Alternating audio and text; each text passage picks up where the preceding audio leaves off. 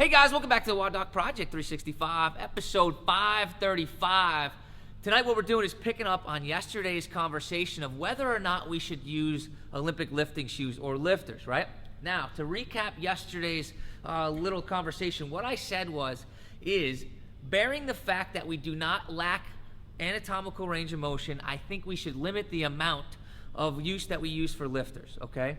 And that's because we're still able to get maximal recruitment in our posterior chain, and we're talking the grinding motions here. So that's front squat, back squat, strict press, okay?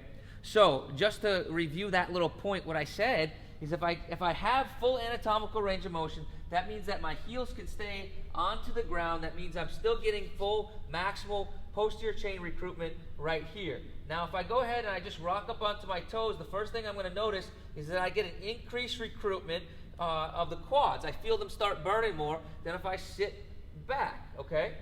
So what I'm essentially doing by adding lifters, okay, is redistributing the weight that currently went, or that previously went anteriorly, the weight that shifted this way. I'm now, by putting something underneath there, I'm now able to now put pressure on that raised heel. So essentially what I'm doing is sitting back on my heels just in an elevated position.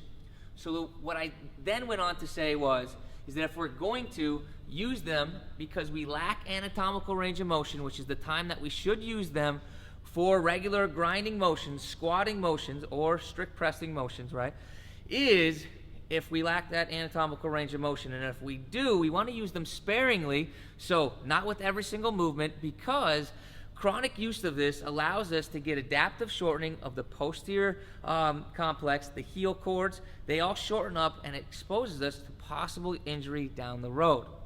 So then we would move on to today's topic.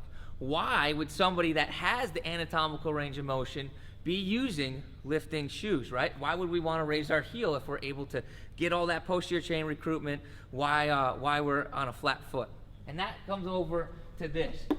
Sorry if my drawing techniques aren't the best. I was never an artist, never claimed to be. But let's assume this guy right here on the left, this is his head, back, femur angle, shin angle, and foot. All right, let's just assume this is a perfect squat. And although it does look like a low barbell squat, right? Just run with it just for the second, okay?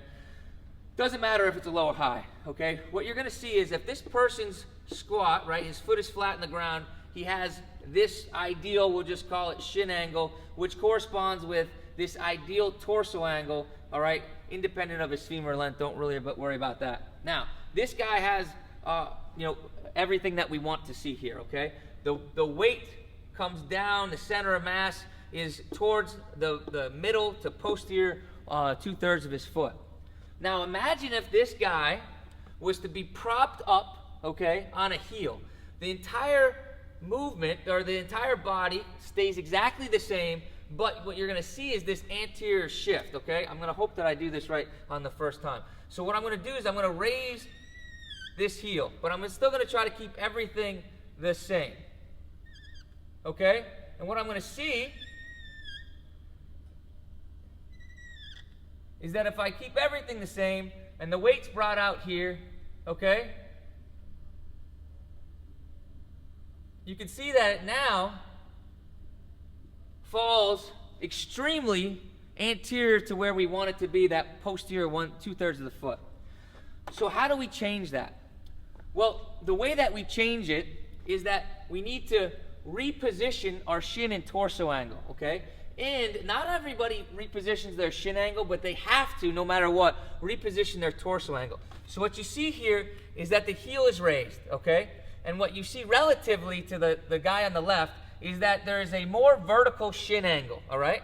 That more vertical shin angle will correspond to a more vertical torso angle. And in Olympic lifting techniques, where the lifter is generally not limited by strength, but rather by the ability to catch the barbell, whether it's in the front rack position or in the overhead position, it is a bigger priority to have a more vertical torso than it is to have maximal posterior chain recruitment, which we would see in a little bit further or less vertical torso angle. Now let me show you a live example of this. So what I did here is I basically created a fake lifting shoe, okay? So if I take a regular squat, and I'm just gonna say that this is a good squat right here, and run with me on this. If you don't like my squat, it doesn't matter, okay? So from right here, if I change nothing at all, and I just rock forward onto my toes, what you're gonna see is I initially fall forward. And I didn't change anything at all right, just like the picture above. So how is it that I can then change? I'm gonna put myself up here to simulate those lifters, right? These are good ones too, because they're pretty high. What I'm gonna end up seeing here is that instead of being able to squat in this direction, what I need to happen is my torso needs to become more vertical, and you're gonna be able to see how much more vertical it is, okay? Which puts me in a more ideal receiving position to either take the weight in a front rack position or an overhead position, all right?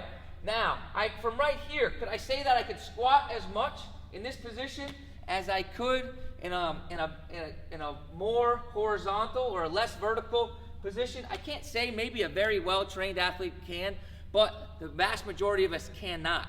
However, like I said, we're using lifters for a person that has ideal range of motion, adequate range of motion for this lift, all right? We're using lifters to improve our torso position in the catch position, in the receiving position of the Olympic lifts, rather than for maximal posterior chain recruitment. So that's my take on whether we should use lifting shoes, when we should lift them, when we should use them, how we should use them. Guys, I hope this helps you out. And until tomorrow, we are optimizing function to optimize performance.